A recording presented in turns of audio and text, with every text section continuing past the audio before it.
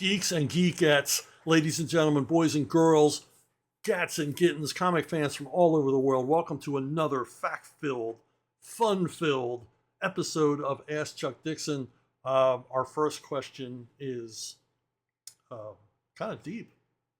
Paul Williams asks, do you believe humans naturally good or intrinsically evil? How does your view affect your writing? I think most people are basically decent. I mean, we're born good, and if we're raised right, we turn into decent people. I think the building blocks are there. As I get older and I've had my own kids, I realize that, we're born with a lot of our personality intact. We're born with 90% of our personality ready to go, and the rest of it is rearing and environment. But I really do think the vast majority of people in the country are good. Now, there's a tiny minority of bastards who will always ruin it for all of us, out of selfishness or whatever.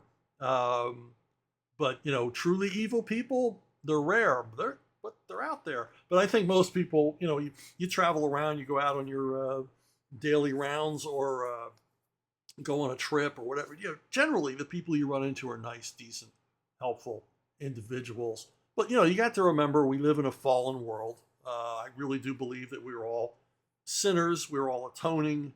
We're constantly trying to better ourselves, trying to find our better angels. At least most of us are. But like I said, there's that tiny minority, and I do believe in actual, real evil. I don't want to get any deeper into it than that, but I think there are people who are not just criminally insane or whatever. I think there are people that are evil. They have evil intent. Something is broken inside of them, and they are beyond redemption. And I honestly believe that. And of course, a lot of that drives my writing, because I'm writing about good guys and bad guys, and sometimes the gray areas between. So these are issues that I think a lot about. And when you watch the news, it makes you think about it. So because most of the news is a presentation of all the evils of the world.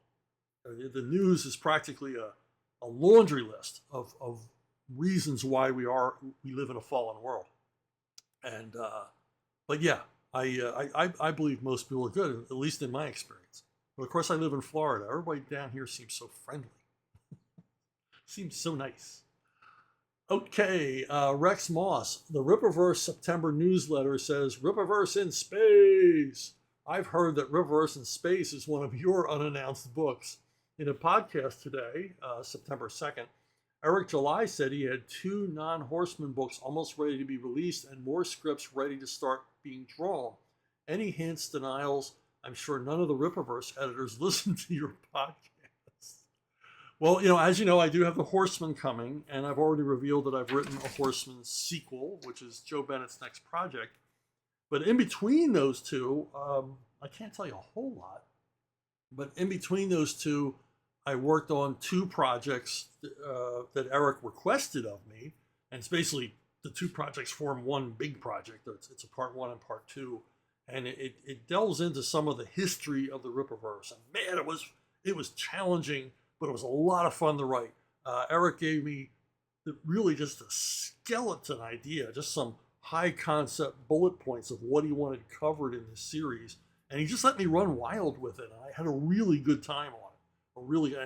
And the artist is freaking amazing. It's not Joe Bennett this time, but it's somebody equally jaw dropping. So you're gonna love it.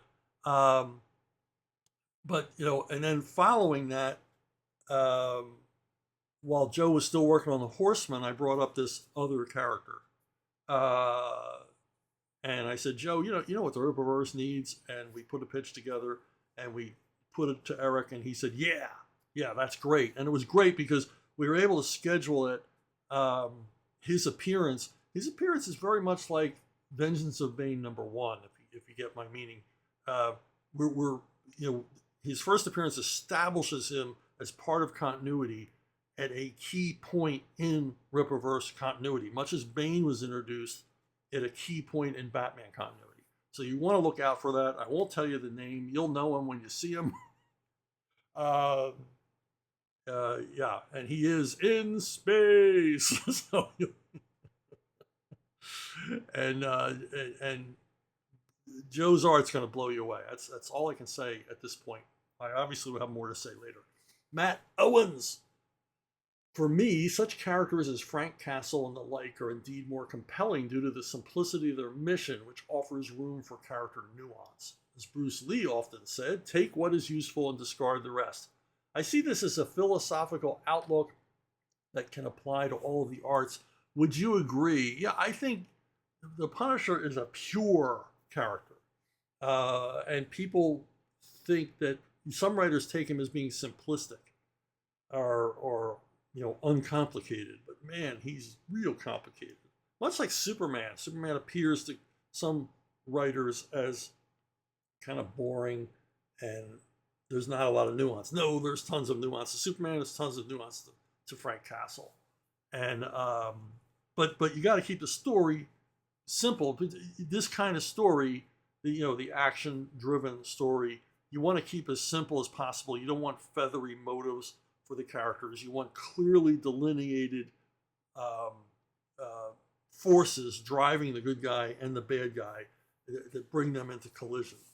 So yeah, I think there's something to be said for a word that's not used often enough and doesn't seem to really fit Punisher, but it does. The word elegance. Is it elegant? Is there just what we need here and nothing else? Brevity is the soul of wit. I think Bruce Lee said that too.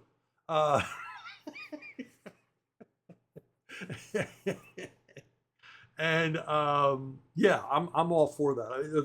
The very first time I talked to Sylvester Stallone in person on the phone, well, in person on the phone. Anyway, talked to him on the phone. Either he or I brought up the fourth Rambo movie, which I loved, and I let him know I was a big fan of it. And he said that he had a hard time getting that made because a lot of the money people and producers and distributors, they didn't understand it. And I said, well, what they didn't understand was that it was pure. It was a pure action film. There's not a moment of wasted screen time in the whole movie. There's nothing there that doesn't need to be there. And I think that's when we really started to hit it off because Stallone realized that I got him. He had already gotten me. Now I got him. So there you go. I think I answered your question. I'm not sure.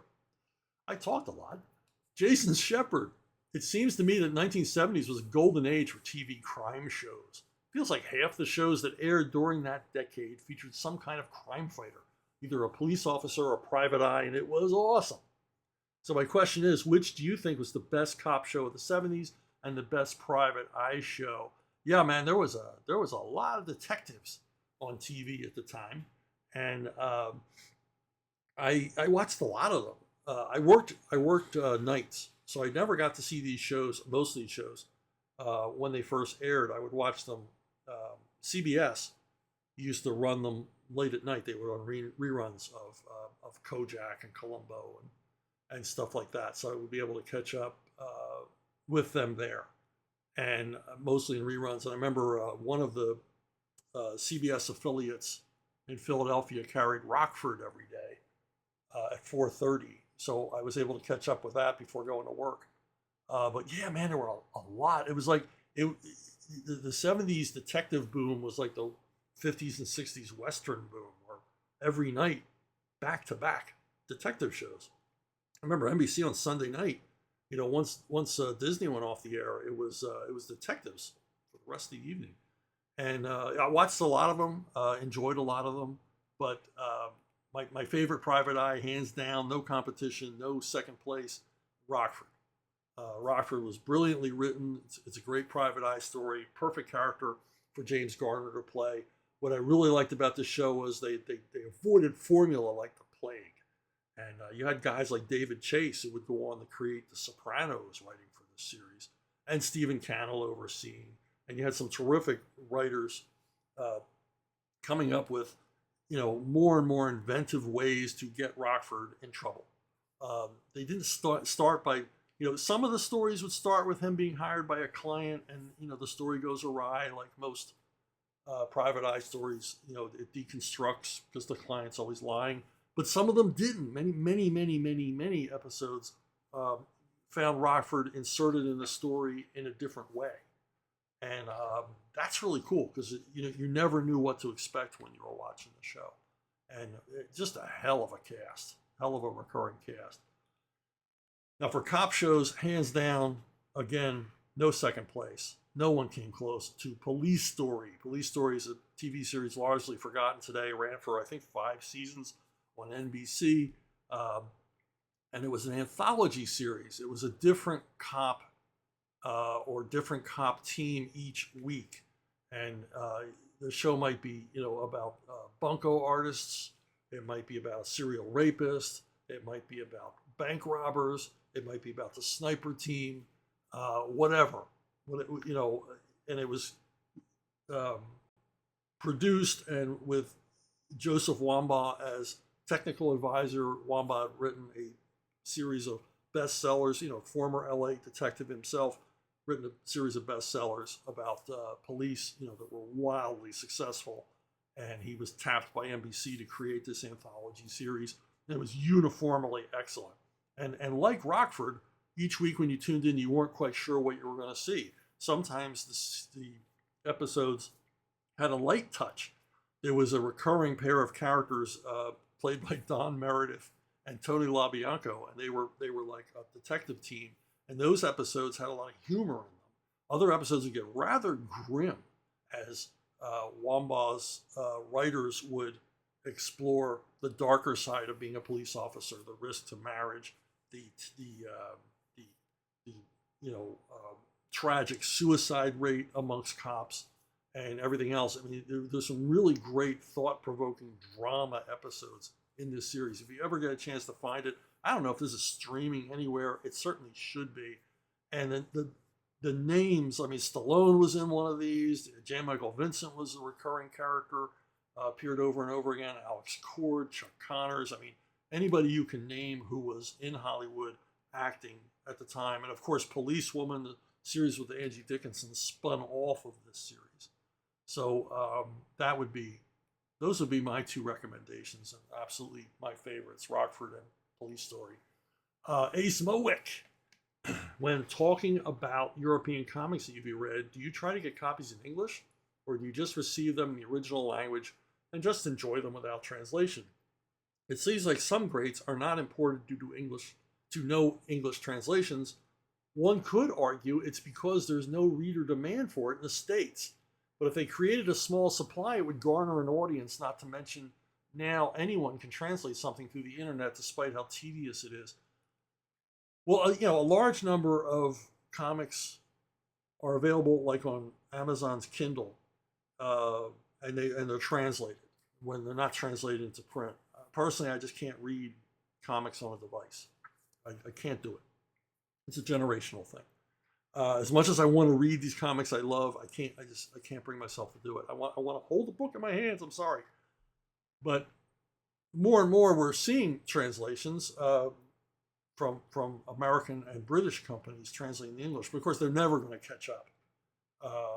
But series like, Tex Willer are beginning to appear in English, but with 75 years of Tex Willer material and probably millions of pages of text, we're never going to catch up to Tex.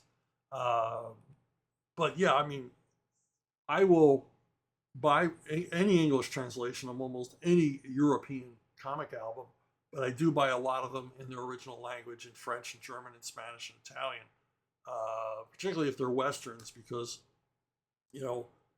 even if I can't read the language, I can understand a story of a Western, because they're rather, as I said before, elegant in their approach. And also the art's fantastic, and I just want to look at them. They're just beautiful books. Now they're starting to become more and more available here in the United States.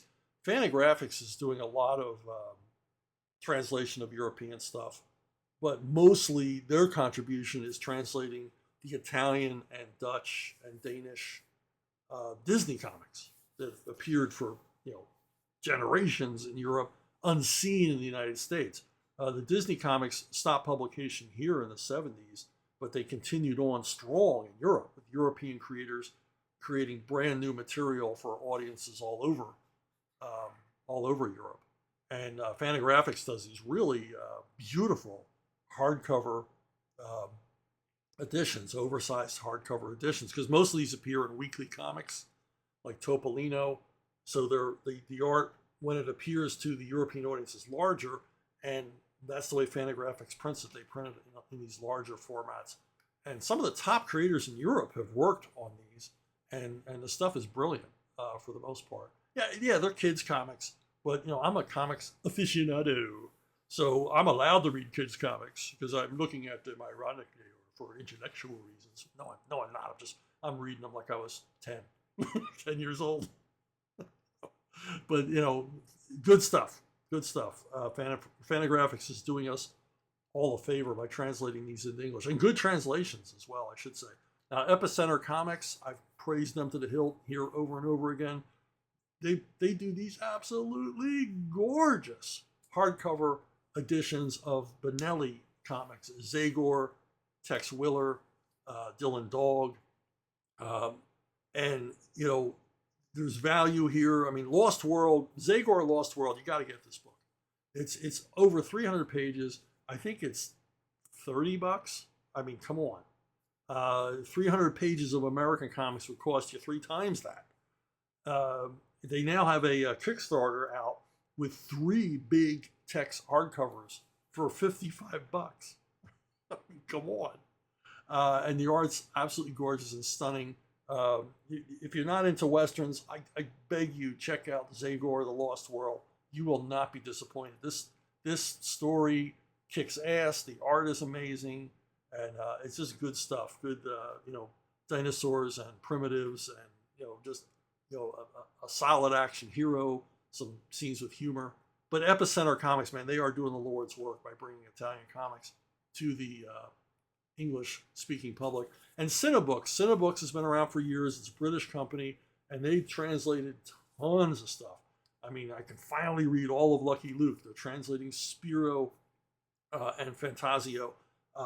Any number of great series, dramas, comedies, just fantastic stuff. And there's these nice, paperback editions, the same size as the original albums. And so the stuff's available, but like I said, we're never going to catch up. We're never going to catch up with 80 years of great European comics because we got started too late. And yeah, I think there's an audience here in the book market, in the school market for these. There must be, because they keep publishing them. Somebody's buying these. I mean, I have a whole shelf of Fantagraphics Euro Disney stuff. So somebody's buying it. Otherwise, they wouldn't be doing it. I imagine libraries. And book sales are probably pretty strong.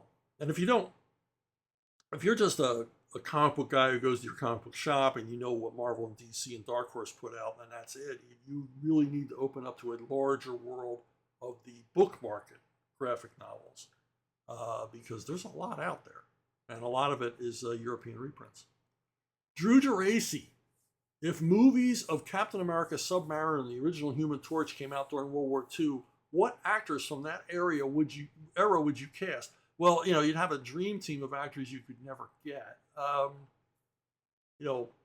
Submariner, Human Torch, Captain America, if you don't know your comic book history, they were Marvel's premier characters during World War II. They went off to fight Imperial Japan and the Third Reich, and it's great stuff. Jack Kirby, Bill Everett, Carl Burgos, guys like that.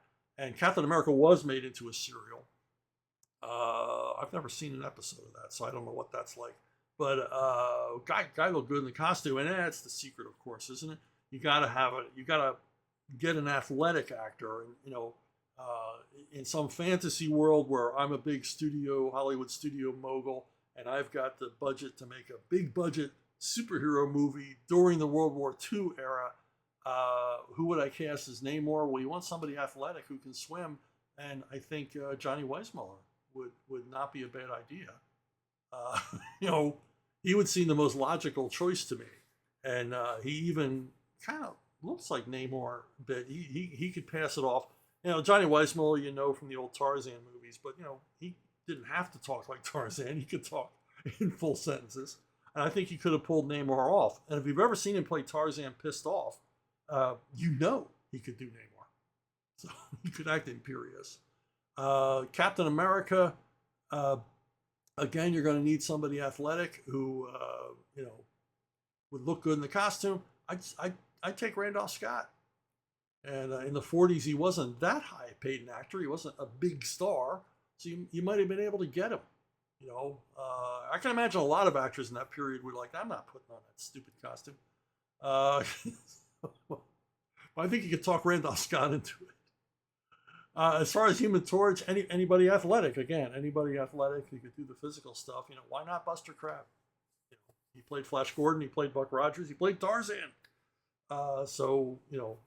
Another Olympic athlete who could act. And there you go. Now, here's a new segment called Questions You Didn't Ask. You people asked terrific, perplexing, puzzling, problematic questions, not to be too alliterative, but sometimes I'm surprised there's questions you don't ask. And this will be the debut. Question is, do you regularly follow any YouTube channels? I'm surprised nobody's ever asked me this. I'm like everybody else, or almost everybody else. I mean, YouTube is the choice for TV viewing. If you've ever seen a pie graph of Americans' TV viewing habits, YouTube is the king. Netflix comes next, Amazon Prime, and then, believe it or not, broadcast TV. 25% of Americans still watch broadcast TV. And then you got cable, and then you got all the other streaming services. But if you take broadcast TV, that fascinates me. 25% of the viewing audience, that's more than all of the other streaming services combined. Disney Plus, Paramount, HBO, Max. More people watching TV through a TV antenna. Pretty amazing, isn't it? Makes you think. But YouTube's the king, and yeah, I watch YouTube. I catch up with Critical Drinker. Probably most of you catch up with Critical Drinker. He's funny, and I find him informative. I don't always agree with him on movies, but I like his take. I like to hear what another person thinks, and he's funny. So he seems to hate all the movies I hate, although he likes a few movies I really can't stand. But that's the nature of the beast. Now, as far as movies go, my favorite movie channel for movie criticism it's called Movie Wise. It's all one word, Movie Wise. And this guy, I don't know anything about this guy, but what he does is he'll go back, he'll go back to the silent era, and he'll examine scenes and examine movies and talk about why they work or why they don't. And I'll tell you, you can learn more. If you watch 3 of these videos, you've learned more than you could learn taking an entire year of film studies at a university. This guy is amazing at pointing out, particularly blocking in movies, how dialogue is delivered, how dialogue is written, how framing is set up. If you have no interest in movies, but you're still interested in comics, this is still of value because his take on, the framing of a picture and the blocking out of action, it all applies to comics as well as cinema. And I always learn something watching one of his movies. And he recommends movies I've either never heard of or have heard of but didn't have the motivations to watch them. And because of him, I watched a whole bunch of movies I normally would never have seen because of his recommendation, and enjoyed all of them. And he also explains a lot of why Hollywood doesn't work anymore, why most films, suck, frankly. And he's not as mean and targeted as Critical Drinker, but he's as insightful, or even more insightful than Critical Drinker. And he just loves movies. And if you love movies, you're gonna dig this channel. I learn something every time he does one. He doesn't do them very often, but maybe every couple of weeks he'll put one of these together. So cool stuff. The most unusual YouTube guy I watch, and I watch him every single day because he puts out 5 videos a week, is a guy named Cash Jordan. And I first started watching them with my wife because she loves shows where people visit other people's houses or whatever. And what this guy is he's a New York City real estate guy. And his videos at the beginning, for years, his videos were about him showing you New York apartments. And okay, so I'm watching it with my wife, but then I started watching them on my own because first of all, the guy's funny. Secondly, he in his apartment videos, he's showing you snapshots of Brooklyn, Manhattan, areas like that, like what they look like today. And he makes these snide comments about what's happening to New York City. And then also the shocking rents. You rent a broom closet, it's going to cost you $3,000 a month. And his takes on New York real estate and how it's contributing to the decline of the city. And then over the past year, he stopped doing apartment videos, even though he's still a realtor, he's still an apartment agent, still renting out apartments, and he started chronicling the city's decline. And man, he's given me so many ideas for stories because he goes out on the street and he talks about how the city's falling apart, the crime, the filth, the homelessness, the migrants, all the rest of it. Now this guy doesn't take I don't know this guy's politics, it doesn't matter. He's just showing you, he's doing what journalists should do, and he's not a journalist, he doesn't claim to be, but he's doing what journalists should do, and he's showing you what's going on. And he's not really editorializing about it. He's certainly never getting political about it. He seems to just want the city to do better, and of course it's failing all the time. But the videos are fascinating. They're like 15 minutes long, and each one takes a different subject. I mean, it might be shoplifting or high rents or the lack of housing, but he's basically showing you the doom spiral that New York City is in right now, the apparently inescapable decline of the city as it falls apart. And like I said, the guy's personable, he's funny, and he's very, very informative and very these are fact driven personal accounts of the horrible things that are happening in a city that I love. All of his videos, I watch them. It's like watching a train wreck. You can't look away. And I watch them, inform myself and get story ideas, and also, to mourn, basically the death of America's greatest city. But terrific videos. I watch them. Never miss one. I never miss one.